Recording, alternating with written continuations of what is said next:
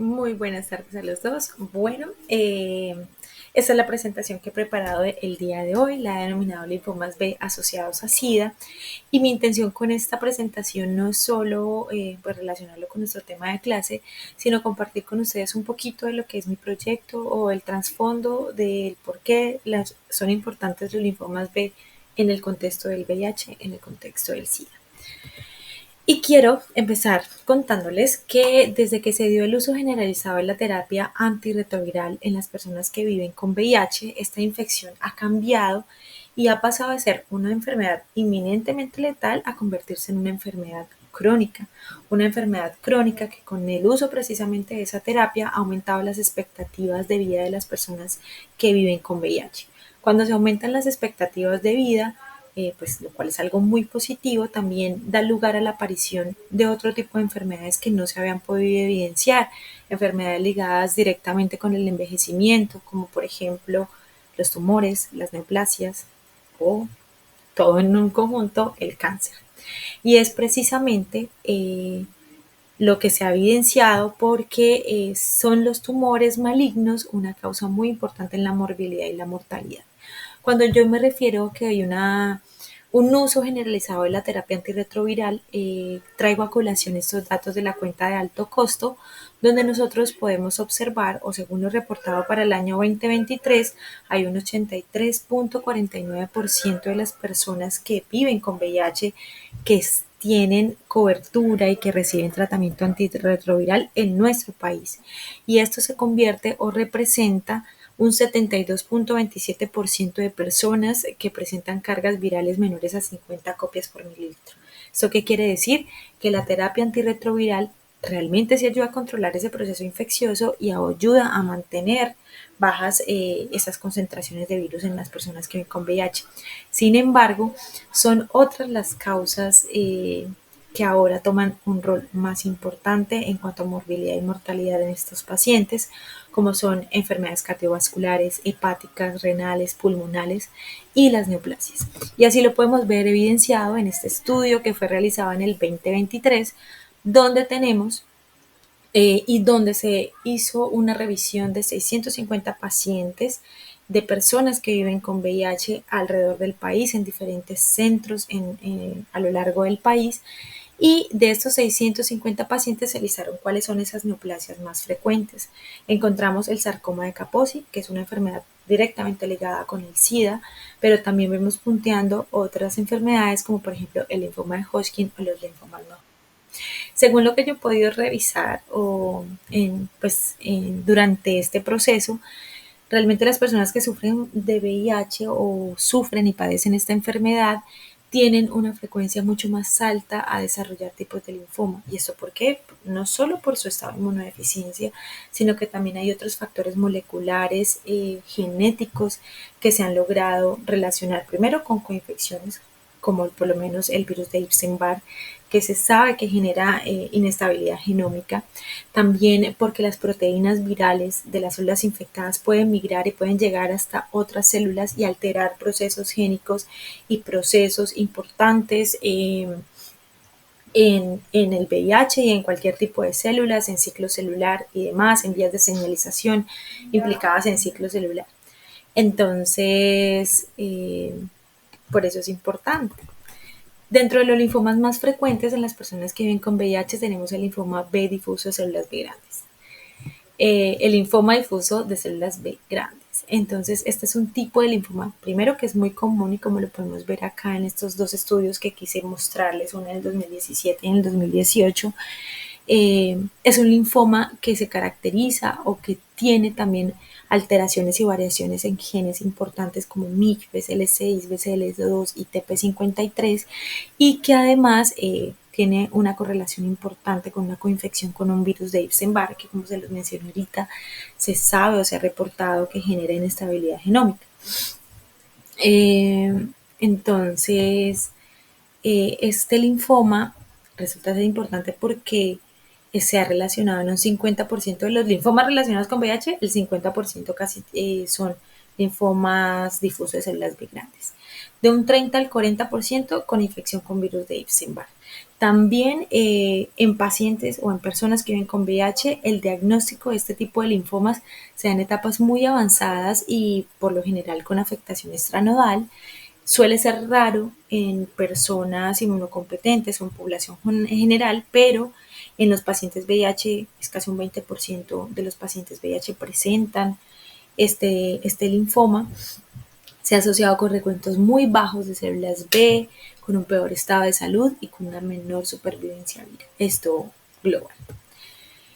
En nuestro proyecto, y les comparto un poquito uno de los avances que nosotros tenemos un número importante de linfomas B difusos de células grandes. Y es un linfoma importante. Nosotros ya estamos analizando, ya hemos recolectado alrededor de 50 muestras de 100, que es nuestra meta, y este es el resultado que hemos obtenido. ¿Qué conexión encontré yo con TCGI y el linfoma difuso de células B grandes? Bueno, precisamente del artículo que yo hice la revisión, que es el que habla acerca de los procesos oncogénicos, vemos que este es el linfoma que mencionan acá, precisamente, uno de los más frecuentes en pacientes VIH. Y este linfoma, bueno, y decidí seleccionar esta imagen porque me parece que recoge de forma muy completa y muy bonita nuestro tema.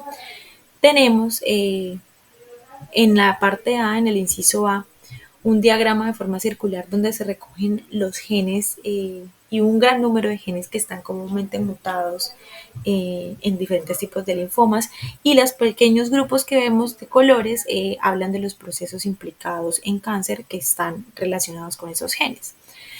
Aunque busqué, digamos, los genes que comúnmente están implicados o variantes o que se encuentran variantes en este tipo de linfomas, para nuestro caso, no los encontré en este diagrama, pero en el inciso B sí. Y es que precisamente está listado como uno de esos 33 tipos de cáncer que están asociados en este artículo. Y encontramos que, por ejemplo, en este tipo de linfomas, un 8.1% de las variaciones genéticas, ya sea patogénicas o no patogénicas, o posiblemente patogénicas, que se encuentran en los linfomas están ligados precisamente a procesos que incluyen la integridad génica. Y por otro lado, tenemos también que en cuanto a las variaciones somáticas que se encuentran en este tipo de linfomas, encontramos variaciones implicadas en ciclo celular, vías de señalización, integridad génica, que resulta ser muy interesante. Si bien el artículo no profundiza específicamente en linfomas son estos, son este linfoma, son estas, yo quise ir un poquito más allá y hice una consulta de cuáles son los genes somáticos y de línea germinal que presentan comúnmente variaciones en los linfomas B difusos de células grandes. Y encontré esta lista, como MID88, BCL2, BCL6, CEMIC, TP53, entre otros.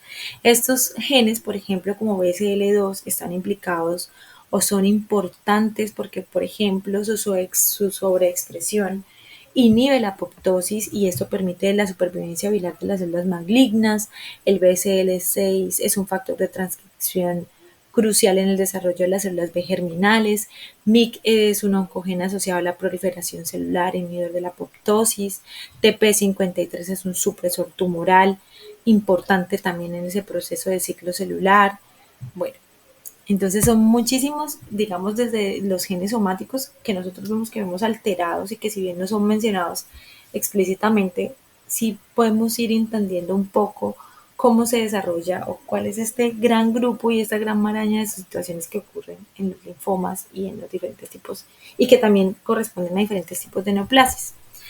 En el inciso B también encontramos genes de tipo germinal y vemos que es un 8.1%, o sea, algo muy pequeño, un porcentaje muy pequeño, y esto se debe precisamente a que en este tipo de linfoma particular que ellos estudiaron no se encuentra entre los tipos de cáncer que tienen altas frecuencias mutacionales germinales patogénicas. Sin embargo, pueden encontrarse algunas variantes en algunos genes que pueden generar una predisposición. Y dentro de esos genes encontré ATM, BRCA1 y BRCA2. Y estos, por ejemplo, estos primeros son comúnmente asociados a cánceres sólidos, pero que pueden llegar a influir en la predisposición a linfomas mediante mecanismos de reparación de cáncer. MLH1 y MSH6 son genes de reparación de errores de replicación y estos, al estar mutados, pueden contribuir a la acumulación precisamente de esas mutaciones, aumentar la inestabilidad genómica en linfomas.